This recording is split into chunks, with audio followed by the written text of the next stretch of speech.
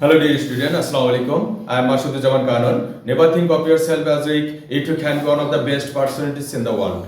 Dear student, আজকে আমরা আলোচনা করব এসএসসি 2025 এর চূড়ান্ত প্রস্তুতিমূলক অংশ হিসেবে রসায়নের একটি গুরুত্বপূর্ণ সৃজনশীল। চলো শুরু করা যাক।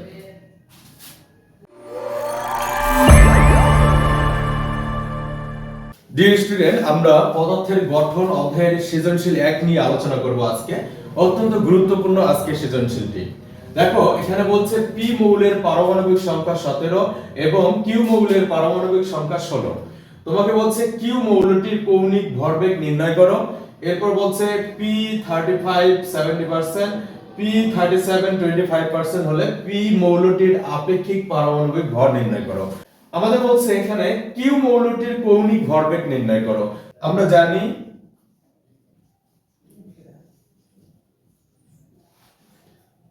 mvr সমান nh/2 পাই।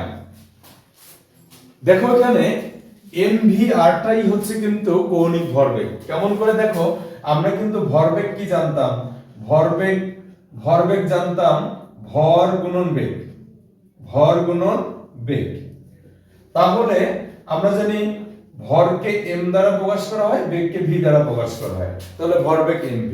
কিন্তু যখন কোনো বস্তু কোনো বৃত্তাকার পথে ঘুরবে তখন তো তার একটা ব্যাসার্ধ থাকবে, ব্যাসার্ধ r থাকবে। যেহেতু ইলেকট্রনগুলো একটা বৃত্তাকার পথে ঘোরে, তাই আমরা এখানে ব্যাসার্ধ r কে নিয়ে আমরা কৌণিক ভরবেগ mvr জানি।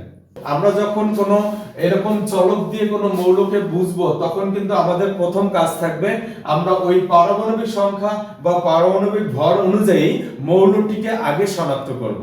এখানে কিউ মৌলটি কিন্তু আসলে কোনো মৌল নয়, এটা কিউ হলো একটা মৌলের চলক মাত্র। তাই কিউ মৌলটি কি আগে সেটা শনাক্ত করতে হবে।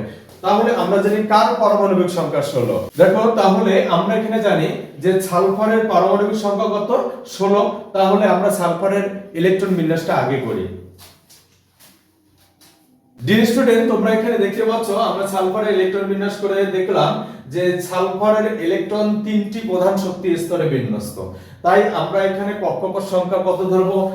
3 ধরবো। অর্থাৎ n এর মান কত? 3। n এর মান হচ্ছে 3। তাহলে আমরা এখানে n এর মান বসাই 3 ইনটু, আমরা জানি যে h হলো প্লাঙ্কের ধ্রুবক। প্লাঙ্কের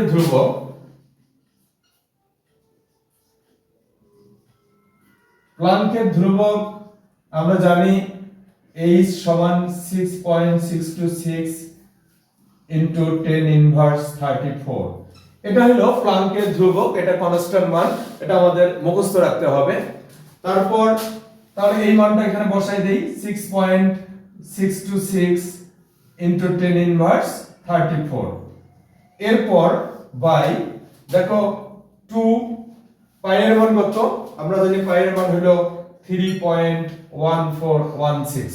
ডিয়ার স্টুডেন্ট, এখানে মান বসাই আমরা যেটা পাবো সেটাই হবে আমাদের কিউ মৌলটির কৌণিক ভরবেগ। আশা করি বুঝতে পারছো। ডিয়ার স্টুডেন্ট, এবার আমাদের ঘয়ে কি বলছে? পি মৌলের কথা বলছে। তাহলে আমরা প্রথমে পি মৌলটি শনাক্ত করব। এখানে পি মৌলের পারমাণবিক সংখ্যা 17। আমরা জানি ক্লোরিনের পারমাণবিক সংখ্যা 17। এখানে পি মৌলটি হচ্ছে ক্লোরিন, যার পারমাণবিক সংখ্যা 17। এখন দেখো তাহলে আমরা এখানে এটাকে আমাদের মতো করে এখন লিখতে পারি, যেহেতু এখন আর পি নেই, এখন তো আমরা ক্লোরিন ওটাকে বানিয়ে নিলাম বা আমরা পি মৌলটাকে শনাক্ত করে ক্লোরিন পাইলাম। তাই আমরা এখন লিখতে পারি, আমরা জানি যে যেসব মৌলের পারমাণবিক সংখ্যা একই কিন্তু পারমাণবিক ভর ভিন্ন, তাদের একটিকে অপরটির আইসোটোপ বলে।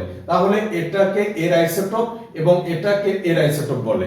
তাহলে এখন দেখো আমরা এখানে যে 25% দেখতে পাচ্ছি, এটা হলো কি? প্রাচুর্য, মানে শতকরা প্রাপ্ত। মানে আমরা যদি প্রকৃতিতে 100টি ক্লোরিন পরমাণু নিয়ে আসি, তার মধ্যে 75টা দেখবো এই ধরনের যার ভর হবে 35 এবং 25টা পাবো আমরা এই ধরনের যার ভর হবে 37। তার মানে এটা হলো প্রাচুর্য। তো আমরা এখন এই শতকরা আইসোটোপের পরিমাণ থেকে কিভাবে ক্লোরিনের আপেক্ষিক পারমাণবিক ভর নির্ণয় করব সে বিষয়টা দেখি। তাহলে আমরা যেটা করব, ক্লোরিনের আপেক্ষিক পারমাণবিক ভর নির্ণয় করব। আপেক্ষিক পারমাণবিক ভর, ক্লোরিনের আপেক্ষিক পারমাণবিক ভর হবে, খুব ভালোভাবে মনে রাখবে, সব সময় এটা মনে রাখবে, কোন পরমাণুর এরকম যদি আইসোটোপ এবং শতকরা প্রাপ্ত দেওয়া থাকে তাহলে তোমরা যেটা করবে ভরের সাথে প্রাচুর্য গুণ করবে, ভরের সাথে প্রাচুর্য গুণ করবে। তাহলে আমরা এই ভরের সাথে এই প্রাচুর্য গুণন করি, তাহলে 35 গুণন কত 75, তারপর যোগ দিব। এরপর আমরা যেটা করব যে পরে যে ভর দেয়া আছে এবং তার যে প্রাচুর্য আছে সেটাও এভাবে গুণন করব। তাহলে আমরা কি লিখব 37 গুণন কত 25। যদি আরো থাকতো আবার প্লাস দিতাম, দিয়ে তার ভরের সাথে তার প্রাচুর্য গুণ করতাম। আমি কয়টি ক্লোরিনের পরমাণুর কথা বলছি, যেহেতু পার্সেন্ট আছে এজন্য আমরা কি করব 100 দিয়ে ভাগ দিব। এখন একটু হিসাব করে দেখো তো কি হচ্ছে, 35 আর 75 গুণন করলে কত হয়,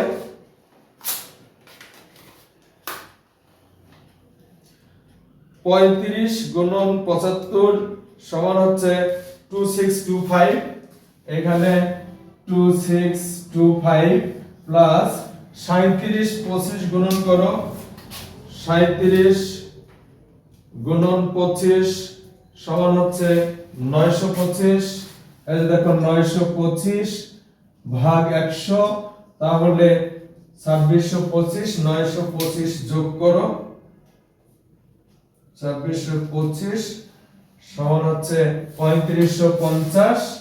এই যে 3550 ভাগ কত 100, আমরা এখন 3550 কে 100 দিয়ে ভাগ দেই, ভাগ 100 সমান হচ্ছে 35.5। এই হলো 35.5। আমরা তো এটাই জানি ক্লোরিনের পারমাণবিক ভর কত 35.5। এভাবে আমরা যে কোনো মৌলের আইসোটোপের শতকরা পরিমাণ থেকে আমরা এই একই নিয়মে আমরা কি করব আপেক্ষিক পারমাণবিক ভর নির্ণয় করব। আশা করি বুঝতে পারছো। যদি তোমাদের ভিডিওটি ভালো লেগে থাকে তাহলে অবশ্যই বেশি বেশি লাইক, কমেন্ট এবং বেশি বেশি বন্ধুদের সঙ্গে শেয়ার করবে। ধন্যবাদ সবাইকে। আসসালামু আলাইকুম।